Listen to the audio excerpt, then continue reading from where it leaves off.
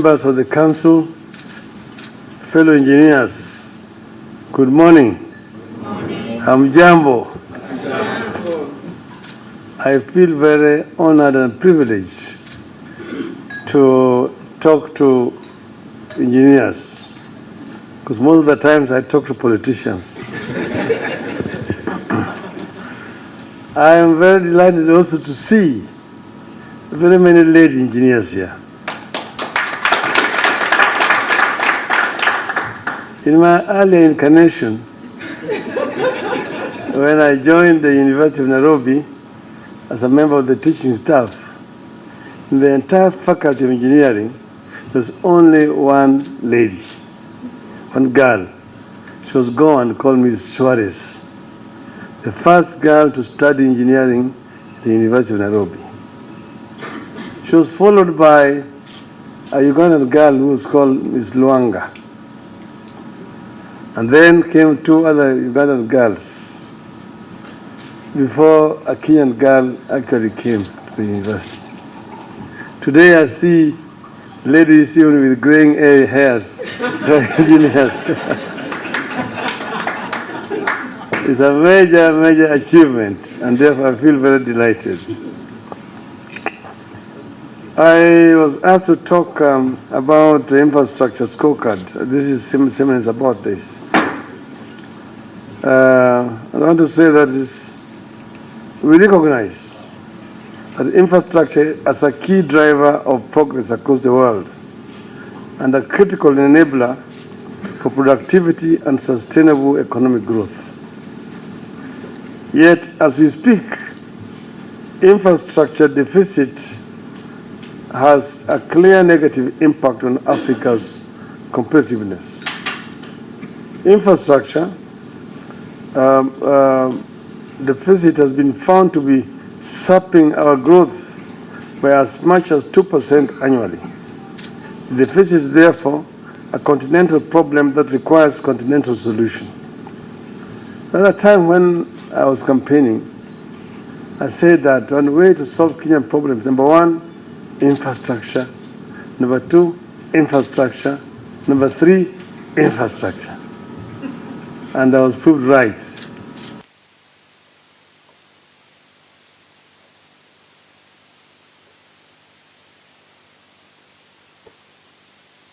And my permanent secretary is Mr. Mongera here.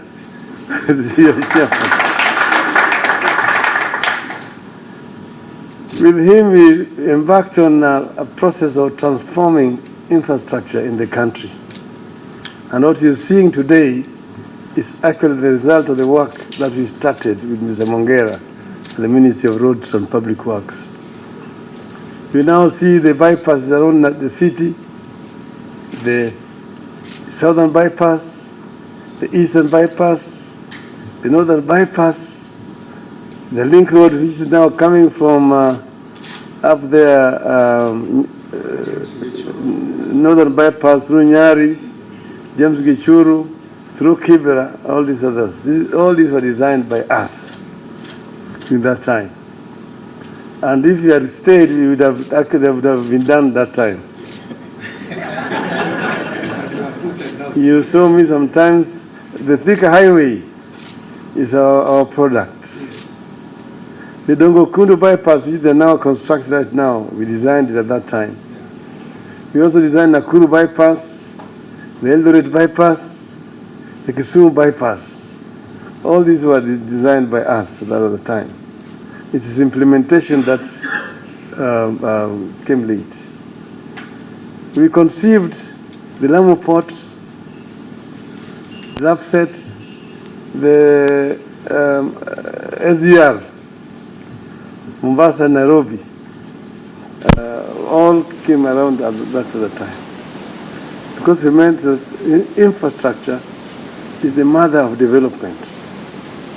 You see, in the United States, it was built by infrastructure, constructing the highways running from the east to the west, from the north to the south, that opened up that vast continent and made it one country.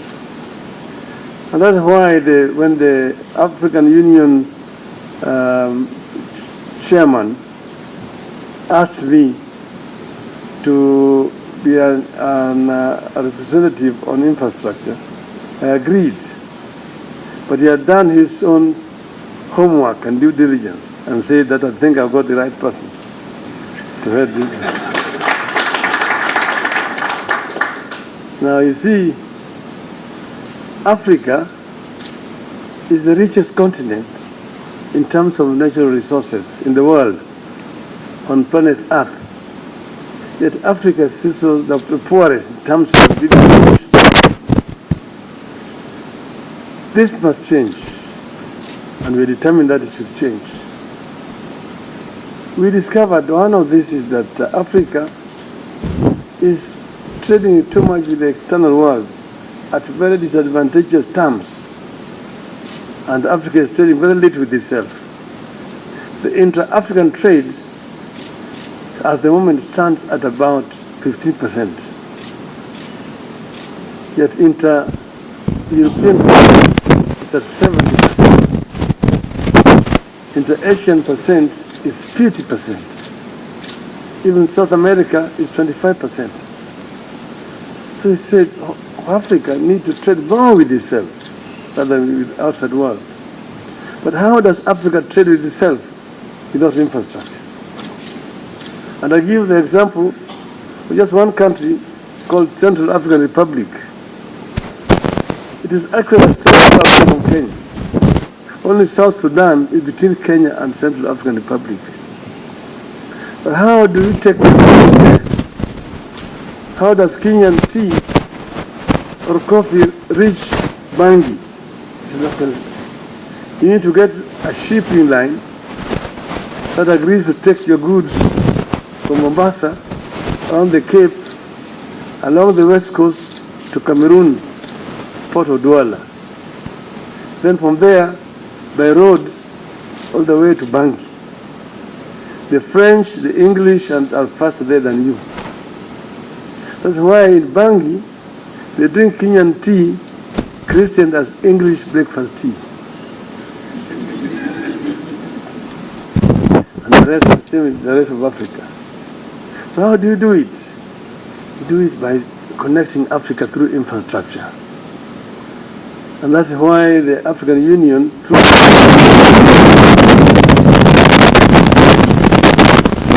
highways, the Cape to Cairo, Tripoli to Cape,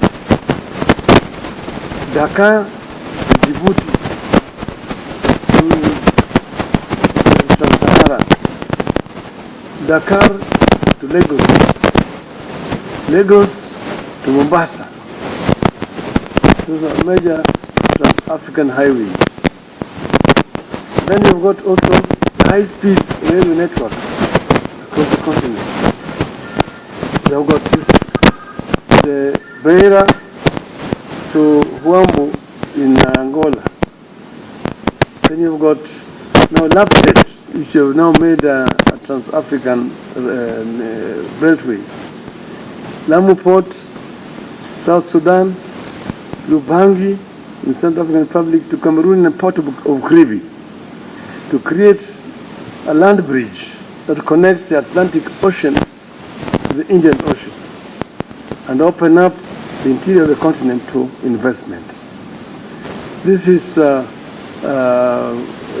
then we have got the fiber optic network across the continent that links major African cities. Then you have got the gas pipeline, Lagos to Algiers, which will then cross the Mediterranean to Europe. Then you have got open skies, connect Africa to the airways. Finally, energy, because energy is the engine of growth. So we need to make Africa energy self-sufficient, using clean energy. This has been a very major project that we are also looking at, because even those high-speed trains cannot run without energy. This is another area that I'm also involved in.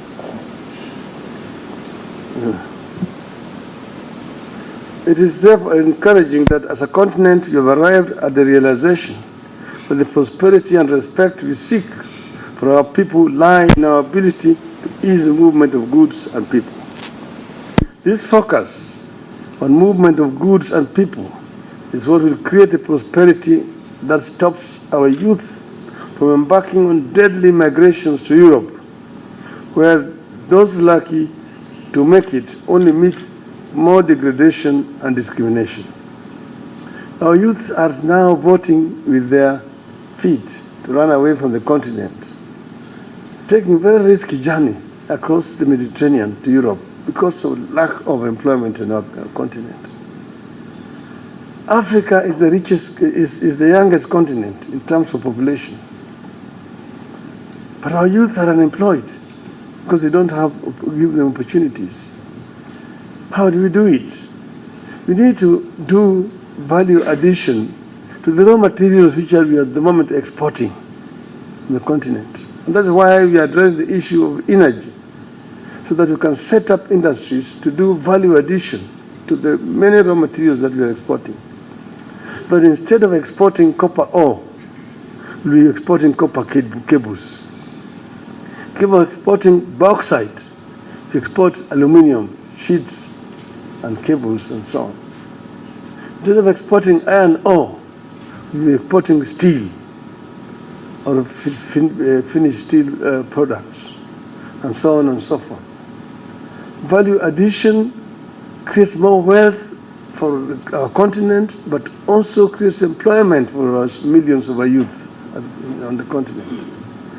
And that's why we are addressing this issue. We cannot go wrong when we succeed in enabling commercial movement over a vast system of interconnected highways and railways running past national borders of friendly neighbors. Such a system opened up North America, and it will open up Africa. The infrastructure network we are contemplating is a gigantic enterprise with gigantic financial needs. It requires huge investment in both human and financial capital. That human capital can be found in the engineers in this room. Our actions will need to be comprehensive, quick and forward-looking with regard to roads, aviation, energy, and broadband infrastructure. Currently, road transport accounts for 80% of the goods traffic and 90% of the passenger traffic in Africa. But the roads are inadequate and unsafe. Because of an inadequate road network, women in rural Africa face 15 times the dangers of maternal complications compared to those in the developed countries. Africa's infants are over 14 times more likely to die before attaining the age of 5 than children in the developed world, partly because of the transportation barriers. Africa's roads account for more than 19% of the global traffic crashes. Up to 25% of all deaths in Africa are caused by road accidents. As engineers, we have a duty to help Africa realize the strategy of 50% reduction in road fatalities. As engineers, we have a duty to help Africa realize the strategy of 50% reduction. Maritime transport remains the most dominant mode of moving goods from and to Africa. It accounts for over 92% of the continent's external trade. But we are faring badly here too. The total of coastline of 37,000 kilometers, African ports handle only 6% of the global traffic. That is why I'm currently pushing for the introduction of robust maritime services linking Eastern Africa to the north via Lake Victoria through River Nile all the way to the Mediterranean. That is one thing. The maritime transport along the rivers. We want to make Nile navigable so that ships can branch from the Suez into the Nile and come through Cairo, Khartoum, Juba, into Lake Victoria without having to go through the Horn. And that way, Uganda does not become landlocked, and neither will be Rwanda and Burundi and DRC. Air transport has grown strongly in Africa in recent years. The availability of air freight services has helped to boost exports. However, the continent continues to suffer from long-standing weaknesses of interconnectivity and balanced traffic, higher airline costs, and sparse demand. Africa remains in dire need of secure, convenient, affordable, reliable, and safe air transport. Over the past quarter century, Sub-Saharan Africa has seen a dramatic jump in telecommunication density. At a growth rate of 4.6%, and an additional 167 million subscribers projected over the period of 2025, Africa remains the fastest growing region in telecommunication. This growth will take the total subscriber base to just over 600 million by 2025, representing around half of the population. In 2019, 3G network overtook 2G to become the leading mobile technology in the region. The adoption of the 3G and 4G has doubled over the last 2 years as a result of network coverage expansion and cheaper services to devices. But the world is marching forward with 5G, and Africa must not be left behind. As we are all aware, the new technologies and innovation are transforming how we live, how we work, and learn. The world is rapidly changing. It is moving towards exponential companies, where it is no longer about creative, massive industries with many employees, but enterprises that leverage on technology to scale up their productivity. This means African enterprises must also embrace this trend that has less people, but more technologically if we are to compete. Building a sustainable energy sector is equally fundamental for Africa to power sustainable industrialization and trade. I am happy that we have registered progress with regard to energy. There's a renewed focus on power pools as a means to reduce electricity supply costs and improve reliability. Regional power pools are at the core of the African Union's long-term strategy for universal access to electricity. On this, we cannot ignore the role of renewable energy. It is estimated that the renewable energy will make up almost half of Sub-Saharan Africa's power generation growth by 2040.